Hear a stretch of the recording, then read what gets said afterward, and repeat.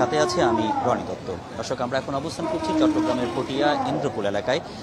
এখানে আমরা যেটি দেখছি যে ইন্দ্রপুলের যে কক্সবাজার চট্টগ্রাম কক্সবাজার যে মহাসড়ক, যে মহাসড়কে এখানে বৈষম্য বিরোধী ছাত্র আন্দোলনের যারা নেতাকর্মীরা রয়েছেন তারা কিন্তু এখানে অবস্থান নিয়েছেন এবং তারা প্রতিবাদ জানাচ্ছেন, বিক্ষোভ করছেন। কারণ গতকালকে রাতে তাদের যে কিছু সংগঠনের নেতাকর্মীদের সাথে পুলিশের একটি বাকবিতণ্ডা হয়।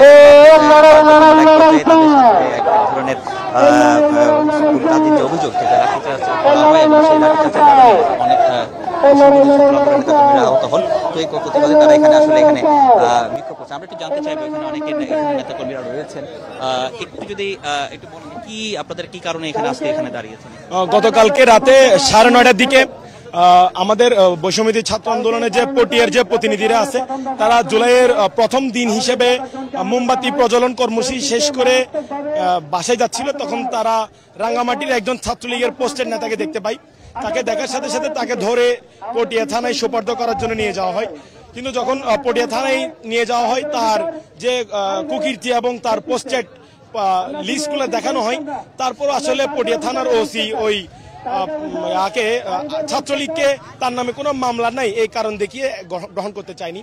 অথচ যেহেতু কার্যক্রম নিষিদ্ধ এবং ছাত্রলীগ আগে থেকেই নিষিদ্ধ, সেই হিসেবে নিষিদ্ধ সংগঠনের একজন কর্মী হিসেবে তাকে আটক করাটা এবং তার নামে মামলা দেওয়াটা ওসির একটা গুরুত্বপূর্ণ কাজ হইতে পারত।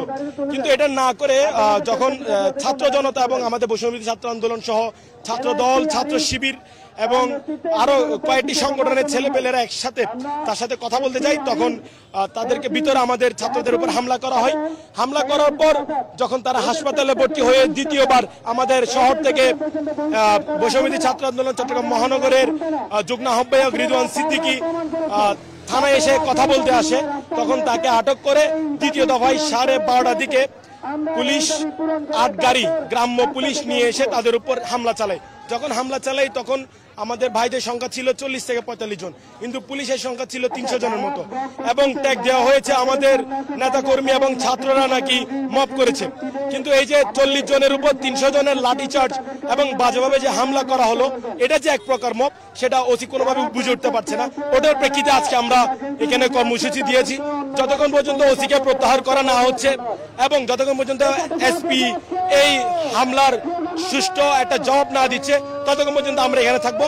আমাদের সাথে বৈষম্য ছাত্র আন্দোলনের সাবেক সদস্য সচিব আরিফ সোহেল এখানে আমাদের সাথে যুক্ত হবেন, আমরা তার অপেক্ষায় আছি। ধন্যবাদ আপনাকে। আমরা একটু শুনছিলাম যে আসলে যারা এখানে বৈষম্য বিরোধী ছাত্র আন্দোলন তাদের যে বক্তব্য সেটি আসলে শুনছিলাম। তারা যেটি বলছেন যে গতকালকে আসলে এক ছাত্রলীগের কর্মীকে ধরিয়ে দেওয়ার ব্যাপারে তারা খুব থানায় গিয়ে আসলে তাকে ধরে নিয়ে গিয়ে থানায় যায় এবং থানায় গিয়ে কিন্তু সেখানে যে তার বিরুদ্ধে যেহেতু কোনো মামলা ছিল না, সেজন্য ওসি তাকে আসলে গ্রহণ করতে চাচ্ছিলেন না। তো সেই দিকে নিয়ে একটা বাদ বিতণ্ডার সৃষ্টি হয় এবং তারা বৈষম্য বিরোধী ছাত্র আন্দোলনের তাদের আসলে দাবি ছিল যে তাকে আসলে গ্রেপ্তার করতে হবে এবং গ্রেপ্তার করে তাকে আসলে এখানে আইনের আওতা নিতে হবে। এবং সেই দাবিটি আসলে যেহেতু ওসির তার আইনের যে কাঠামো যে সেটি আসলে তার ছিল না বলে বা মামলা ছিল না বলে সেটি হয়তো নেয়নি এবং সেটি নিয়ে আসলে এক ধরনের বাকবিতণ্ডা সৃষ্টি হয় এবং বাকবিতণ্ডার পরবর্তীতে তাদের মধ্যে এক ধরনের পাল্টা ধাওয়া বা এখানে লাঠিচার্জ করা হয় এবং সেই লাঠিচার্জের পরিপ্রেক্ষিতে আজকে এই চট্টগ্রাম কক্সবাজার যে মহাসড়ক সেটি আসলে তারা এখানে ঘেরাও করেছে বৈষম্য বিরোধী ছাত্র আন্দোলনের নেতাকর্মীরা। এখানে তারা যেটি বলছেন যে কি আসলে ছাত্র শিবির, ছাত্র দলের অনেকেই এখানে আছেন এবং তারা এখানে গিয়েছিলেন।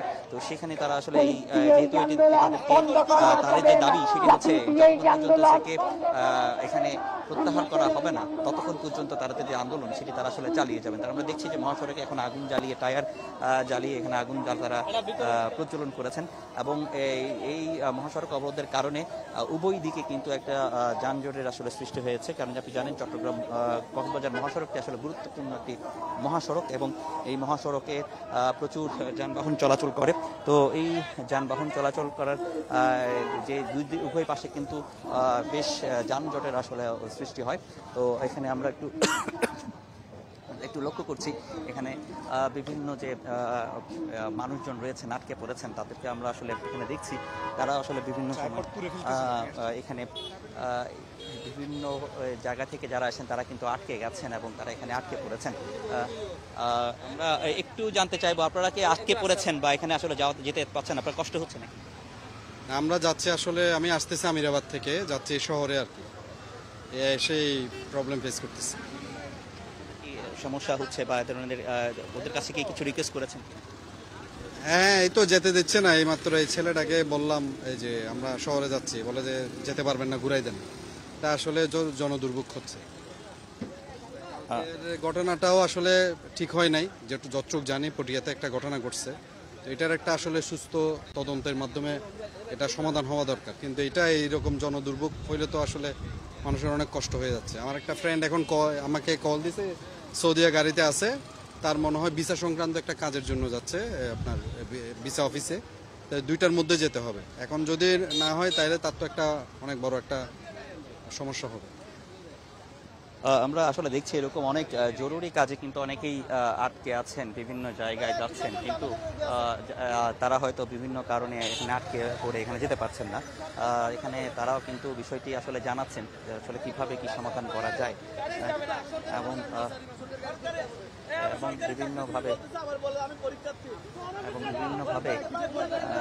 আমরা দেখছি যে এখানে যারা দুর্ভোগে পড়েছেন তারা কিন্তু নানাভাবে চেষ্টা করছেন যে আসলে শিক্ষার্থীদের বোঝানোর জন্য। তারা চাচ্ছেন যে যাতে তারা আসলে এই ধরনের তাদের তো গুরুত্বপূর্ণ কাজ রয়েছে, যে জনদুর্ভোগে যে কাজ রয়েছে সেটি যেন আসলে না হয় সেটি আসলে চেষ্টা করছেন। এবং অনেকেই নিজেদের যে প্রয়োজনীয়তা বা সেগুলো আসলে সেগুলো বলার চেষ্টা করছেন। কিন্তু বৈষম্য বিরোধী ছাত্র আন্দোলনে যারা রয়েছেন তারা কিন্তু আসলে তাদের যে দাবি, যে তাদের যতক্ষণ পর্যন্ত এখানে এই বিষয়টি সুরাহানো হবে এবং মুসিকে প্রত্যাহার এবং এসপি সহ এই বিষয়টাকে যাতে সুরাহা যদি না হয় ততক্ষণ পর্যন্ত তারা তাদের যে আন্দোলন, সেই আন্দোলনটি তারা আসলে চালিয়ে যাবেন। তো আমরা আসলে দেখছি যে এখানে বৈষম্য বিরোধী ছাত্র আন্দোলনের নেতাকর্মীরা তারা কিন্তু তাদের যে চট্টগ্রাম এবং কক্সবাজার যে মহাসড়ক সেটি কিন্তু অবরোধ করে রেখেছেন। এবং গতকালকের ঘটনার পর থেকে এক ধরনের একটি থমথমে একটি অবস্থা আসলে বিরাজ করছে। এবং আমরা দেখছি যে এখানে একজন রোগী রয়েছেন, সেই রোগীরা রয়েছেন, রোগীও এখানে আটকে পড়ে আছেন। আমরা হয়তো দেখছি যে বৈষম্য ছাত্র আন্দোলনের নেতাকর্মীরা তাদেরকে আসলে ছাড়ার জন্য যে ব্যবস্থা, সেই ব্যবস্থাটুকু তারা আসলে নিচ্ছেন। যেহেতু এখানে অনেক গুরুত্বপূর্ণ, অনেকেই এখান থেকে চট্টগ্রাম মেডিকেল কলেজ হাসপাতালে যায়, অনেক রোগী রয়েছেন, তার রোগীরাও কিন্তু তাদেরকে যাতে যেতে পারে সেই ব্যবস্থাটুকু তারা আসলে করে দিচ্ছেন। সঠিকভাবে বলা যাবে যে এখানে আমরা একটু দেখানোর চেষ্টা করছি যে আন্দোলনের এখানে পুরো সড়ক জুড়ে এখন বৈষম্য বিরোধী ছাত্র আন্দোলনের নেতাকর্মীরা তারা অবস্থান নিয়েছেন ইন্দ্রপোল এলাকায়। তো এই ইন্দ্রপোল এলাকার মধ্যে কিন্তু আমরা দেখলাম যে উভয় পাখি আসার চরম একটি জনদুর্ভোগ, সেই জনদুর্ভোগটা আসলে সৃষ্টি হয়েছে। তারপর আমরা তাদের যে বিষয়টি আরও একটু জানার চেষ্টা করব, তাদের নেতাকর্মীদের দাবিগুলো একটু জানার চেষ্টা করব, তাদের যে বক্তব্য, গতকালকে যে ঘটনা, আহত যারা হয়েছেন তাদের কথাগুলো একটু শোনার চেষ্টা করব। তাদের সাথে যদি আমরা একটু কথা বলতে পারি, চেষ্টা করছি তাদের কথাগুলো যেন শুনতে পারি। আসলে গতকাল রাতের যে ঘটনাটি, সেটার কারণে কিন্তু আজকের এই দুর্ভোগ এবং এর ফলে এখানে আমরা দেখেছিলাম, আমরা একটু দেখি যে এখানে কেন্দ্রীয় যে সমন্বয়ক রয়েছেন, তাদের সাথে একটু কথা বলার চেষ্টা করছি। তাদেরকে সুযোগ দেন, আপনাদের অযথা বসে থাকার কোনো প্রয়োজনীয়তা নাই। প্রশ্ন করতেছেন সেটা হচ্ছে মানে পুলিশের পক্ষ থেকে যেটা অভিযোগ করা হচ্ছে, কিছু ভিডিওসও তারা সিসিটিভি ফুটেজও তারা বিভিন্ন সোশ্যাল মিডিয়াতে পেয়েছে। তারা বলছে যে একজনকে অ্যারেস্ট করে আনলে আমরা তাকে ধরবো বা একটা আইনি প্রক্রিয়া, সেটা আমরা জানি। কিন্তু তারা অভিযোগ করছে এখানে একটা মব তৈরি করা হচ্ছে, পুলিশের পক্ষ থেকে বলা হচ্ছে। দেখেছেন 5 আগস্টের পরবর্তী সময় থেকেই যখন এই সন্ত্রাসীদেরকে ধরে নেওয়া যাওয়া হয় তখনই তারা মব বলে আখ্যায়িত করে, এবং এটা তাদের একটা মানে পলিসি হয়ে গেছে, মানে আওয়ামী লীগকে সেভ করার জন্য তাদের একটা পলিসি হয়ে গেছে যে মব বলে আমাদেরকে দোষারোপ করা হচ্ছে বারবার। তো আমাদের আজকে তো আর মব করা হয় না, আজকে কেন তাহলে আমাদের সহযোদ্ধাদের উপর হামলা করা হলো, আজকে কেন আমার বোনকে আহত করা হইলো পিটায়ে? তো এইটার জবাব তো নাই, এটার ভিডিও তো আপনারা পান নাই আজকে সকালে। তো আমরা পরিষ্কারভাবে বলতে চাই, এখন আর মব বলে আওয়ামী লীগের সেফগার্ড হওয়ার কোনো সুযোগ এই বাংলাদেশে আর থাকবে না। শুধুমাত্র পটিয়ায় নয়, সারা বাংলাদেশের প্রত্যেকটা থানায় প্রত্যেক সহযোদ্ধাদেরকে আমরা আহ্বান জানাই, মব বলে যদি কোনো থানায় আমাদেরকে রোধ করার চেষ্টা করা হয়, আমাদেরকে আওয়ামী লীগের লীগের বিচার নিশ্চিতে বাধাগ্রস্ত করা হয়, তখন আমরা সেটা আর মেনে নিব না, আমরা প্রতিরোধ করব। আপনারা এখন কি চান একটু যদি বলেন আপনাদের দাবিটা।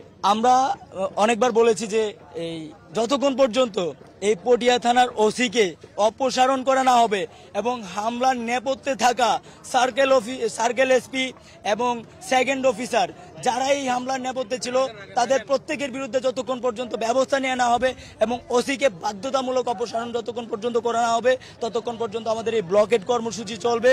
এবং আপনারা দেখেছেন যে 5 তারিখের পর থেকে 5 অগাস্টের পর থেকে যখনই আমাদের সহযোদ্ধারা বিভিন্ন সময় বিভিন্ন জায়গায় বাংলাদেশের যারা ছাত্রলীগের সন্ত্রাসী বা আওয়ামী লীগের সন্ত্রাসীদেরকে পুলিশের কাছে সুপর্দ করতে নিয়ে যাওয়া হচ্ছে, তখনই তারা মব বলে সেটাকে চালিয়ে দিচ্ছে এবং এটা একটা নতুন পলিসি তৈরি করে নিয়েছে আওয়ামী লীগের সেফগার্ড হিসেবে। তো আমরা পরিষ্কারভাবে বলতে চাই সেই পলিসি আর প্লে করার সুযোগ দেওয়া হবে না। এখন থেকে বাংলাদেশের প্রত্যেকটা জায়গায় প্রত্যেকটা থানায় আমাদের সহযোদ্ধারা আওয়ামী লীগকে ধরে নিয়ে যাবে এবং তাদের বিচার করতে হবে। যেই পুলিশ কর্মকর্তা যেই অফিসার তাদের ছেড়ে দেওয়ার জন্য সহযোগিতা করবে তাদের বিরুদ্ধে আমাদের অ্যাকশন থাকবে, তাদের বিরুদ্ধে আমাদের অবস্থান থাকবে। এবং স্বরাষ্ট্র মন্ত্রণালয়কে বলতে চাই, যদি আপনারা দায়িত্ব পালন করতে ব্যর্থ হন তাহলে দায়িত্ব ছেড়ে দেন, আপনাদের এই অর্থব্য এই দায়িত্বে থাকার কোনো প্রয়োজনীয়তা নাই। বাসে গিয়ে চড়ে ফুটেজ খাওয়ার জন্য আপনাদেরকে স্বরাষ্ট্র মন্ত্রণালয়ে বসানো হয় নাই, আওয়ামী লীগকে ধরে ধরে বিচার করার জন্য আপনাদেরকে বসানো হয়েছে। আন্দোলনের সময় আপনারা দেখেছেন আমরা পালিয়ে থাকার পরেও আমাদেরকে খুঁজে খুঁজে পুলিশ বের করেছে, কিন্তু এখন আমরা দেখতে পাচ্ছি যারা আমাদেরকে গুলি চালিয়েছে তারা প্রকাশ্যে ঘোরাঘুরি করছে কিন্তু তাদেরকে ধরা হচ্ছে না। তো আমরা পরিষ্কারভাবে বলতে চাই এখন আর সেই সেফগার্ড পলিসি মব বলে পলিসি সেটা আর প্লে করার সুযোগ নাই এবং দ্রুত সময়ের মধ্যে আমাদের যে এখন বর্তমান দাবি পটিয়া থানার ওসিকে অপসারণ সেটা নিশ্চিত করতে হবে, তারপরে আমরা অবরোধ ছাড়বো। ধন্যবাদ আপনাকে। আমরা আসলে দেখছিলাম যে খান তালাত মাহমুদ রফি তিনি আসলে বলছিলেন যে তাদের যে আন্দোলনে সেখানে তিনি সমর্থন নিয়ে এসেছেন, তিনিও এসে এখানে তার সাথে যোগ দিয়েছেন। সকাল থেকে তিনি আসলে পটিয়া থানার সামনে তারা অবস্থান নিয়েছিল। পরবর্তীতে তারা সেখানে গেট যেহেতু বন্ধ ছিল, পরবর্তীতে তারা এখানে মহাসড়কে এসে অবরোধ দেয় এবং অবরোধ দিয়ে তারা এখানে প্রতিবাদ বা বিক্ষোভ যে সমাবেশ সেটি করে এবং চট্টগ্রাম কক্সবাজার যে মহাসড়ক সেটি কিন্তু এখন যান চলাচল বন্ধ রয়েছে এবং আমরা দেখছি যে এর কারণে উভয় দিকে কিন্তু বেশ যানজটের সৃষ্টি হয়েছে এবং এখানকার যারা এখানে চলাচল করছেন তারা আসলে অনেকটাই দুর্ভোগে পড়েছেন, জনদুর্ভোগে পড়েছেন।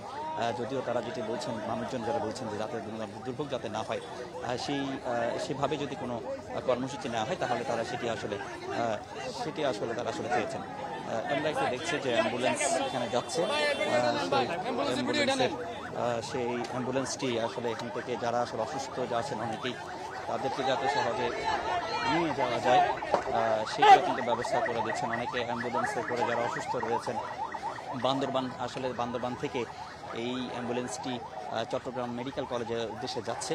তো সেখানেও তাদেরকে আসলে যাতে চট্টগ্রাম মেডিকেল কলেজে যেতে পারে বা রোগীরা যেতে পারে সেই ব্যবস্থাটুকু আসলে তারা করছেন।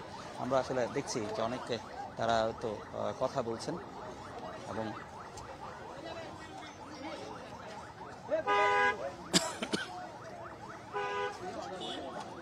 আমরা একটু এখানে কথা বলার চেষ্টা করব। এখানে যারা আছেন যারা আহত আছেন তাদের সাথে একটু কথা বলার চেষ্টা করব। গতকালকের অনেকেই আহত হয়েছেন বা তাদের সাথে একটু কথা বলার আমরা চেষ্টা করি, যে তাদের আসলে বক্তব্যগুলো আসলে শোনার চেষ্টা করি। এখানে একজন আহত একজন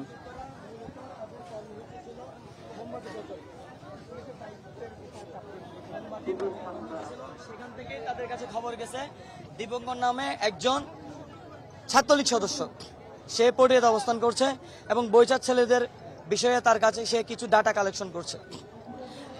তা আমরা মনে করি জুলাই আগস্টে পুলিশ আমাদের বৈচার ছেলে পেলেদের যে ডাটা তৈরি করেছে আক্রমণ করার জন্য, গ্রেপ্তার করার জন্য, সেই কাজ পুলিশ এখন করতে পারছে না, দীপঙ্করকে দিয়ে করাচ্ছে। এই যে ওসি জাহেদ নূর এ হচ্ছে বান্দরবান তাঁতি লীগের একটা গুরুত্বপূর্ণ লীগের একটা সদস্যের বোনজামাই হয়, তার সাথে রাঙ্গামাটির দীপঙ্করের এখানে সম্পর্কটা কি? আমরা চাই এই ধরনের বিষয়টা উঠে আসুক, যে দীপঙ্কর এখানে এসে আমাদের বৈশার নেতৃবৃন্দ যারা আছে তাদের তালিকা কোন উদ্দেশ্য করেছে। এবার দ্বিতীয় বিষয় হচ্ছে, আমরা যখন আমাদের ছেলেরা যখন মোমবাতি প্রজ্বলন কর্মসূচি করছিল তখন এখানে সব ছাত্র সংগঠনের ছেলেরা ছিল। এটা এমন না যে শুধু বৈশার ব্যানারে অন্যান্য সবাই ছিল। এরা শোনার পরে ওই ছেলেকে ধরলো। ওখানে আমরা আমাদের ছেলেরা 5-7 জন ছেলেকে থানায় পাঠাই যে পুলিশ আসুক, ওরা এখান থেকে গ্রেপ্তার করে নিয়ে যাক। ছেলেরা 5-7 জন আসছিল, কিন্তু পুলিশ ওদের কথা শুনে নাই। সেকেন্ড অফিসার ওদেরকে গালাগালি করেছে। সেকেন্ড অফিসারের নাম হচ্ছে আসাদ, সে গালাগালি করেছে। পরবর্তীতে ছেলেরা ওই ছেলেটারে নিয়ে এখানে আসছে। আপনারা যদি ওরা বলে যে আমরা মব তৈরি করেছি, মব তৈরি করলে নিশ্চয়ই যার উপর মবটা হয়েছে তার তো অবস্থা খুব খারাপ হওয়ার কথা, সে তো খুব সুস্থ। মব যদি তৈরি হতো তাহলে তাকে তো এমন অবস্থা করতো তার জান যায় অবস্থা, কিন্তু দীপঙ্কর তো সুস্থ, তাহলে কিভাবে বলা যায় এটা একটা মব তৈরি হয়েছে? তার মানে কি আমাদের জনগণ যখন একটা ফেসিসদেরকে প্রতিহত করার জন্য, ফেসিসরা কোনো ষড়যন্ত্র করছে সেটাকে প্রতিহত করার জন্য ওই ফেসিসকে ধরে পুলিশের হাতে তুলে দেয়, পুলিশকে এটাকে মব বলতে চাই? আপনাদের এখন হচ্ছে যে কি আপনাদের গতকালকে আপনাদের উপর তাহলে হামলা করা হয়েছিল কেন, একটু যদি বলতেন। আমরা প্রশ্নটা বুঝি নাই। গতকালকে আপনাদের উপর যে হামলা করা হয়েছে বললেন, এটা কেন একটু যদি বলেন। প্রথম দফা হামলা হয়েছে দীপঙ্করকে গ্রেপ্তার করার জন্য। আমাদের ছেলেরা পুলিশকে বলল পুলিশ তাকে গ্রেপ্তার করবে না। পুলিশের কথা, দীপঙ্কর হচ্ছে রাঙ্গামাটি জেলায় ছাত্রলীগের কাজ করেছে, তাকে এখানে গ্রেফতার করা যাবে না। জানি না পুলিশ এটা কোন আইনের কোন ধারায় কথাগুলো বলছে। অপরাধী যেখানেই থাকবে থাকুক, পুলিশ যদি শুনে অপরাধী আছে তাকে গ্রেফতার করতে হবে পুলিশের। পুলিশ এই সেকেন্ড অফিসার আসাদ এই অজুহাত দেখিয়ে তাকে গ্রেফতার করতে চায় না। আমাদের ছেলেরা পরবর্তীতে পুলিশকে বলে যে তাকে গ্রেফতার করতেই হবে। এটা শোনার পরে ওসি বলে এগুলো কোন শালা, এটা বলে এখানে যারা ছিল, এখানে ছাত্র অধিকারের ছেলেরা ছিল, ছাত্র দলের ছেলে ছিল, বৈশার নেতৃত্ব ছিল, বাচ্চাসের নেতৃত্ব ছিল এবং কৌমি মাদ্রাসার ছেলেরা ছিল, যে পটিয়া বড় মাদ্রাসা যেটা, ওখানে ছেলে পেলে ছিল। সবার উপর তারা আক্রমণ করে, 7-8 জনকে আহত করে। এটা শুনেই আমরা শহর থেকে এখানে এসেছি। আমরা শহর থেকে আসার পরে আমরা এখানে সর্বসাকুল্য ছিলাম 30-40 জন বিক্ষিপ্তভাবে। এই 30-40 জনকে পেটানোর জন্য আমার দৃষ্টিসীমায় 8-10টা গাড়ি বা 10-12টা গাড়ি আমি দেখেছি। পিছনের কয়টা গাড়ি ছিল আমি জানি না। আমাদের সামনে প্রায় 80 থেকে 100 বা 100+ পুলিশ ছিল। 30-40 জনকে দমন করার জন্য 80+ দাঙ্গা পুলিশ লাগে। তারা এসেই কোনো কথা না বলেই আমাদের ছেলেদের উপর আক্রমণ শুরু করেছে। আমাদের মনে হয় তারা লীগের এই গুন্ডা পান্ডাগুলোকে সেফটি দেওয়ার জন্যই মূলত তারা আমাদের উপর আক্রমণ করেছে। Thank you. আমরা একটু দেখছি আসলে যে এখানে আন্দোলনটি, সেই আন্দোলনটি আমরা আসলে দেখছি তাদের এখানে সরে দেওয়ার চেষ্টা করছে।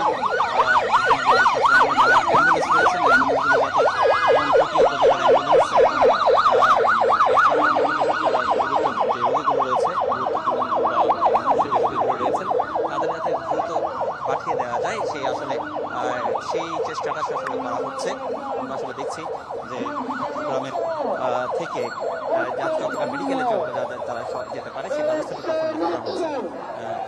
আমরা একটু এতক্ষণ ধরে আমরা আসলে কিছু বলছিলাম সে চট্টগ্রামের যে কক্সবাজার মহাসড়ক, সেই মহাসড়ককে অবরোধ করা হয়েছে এবং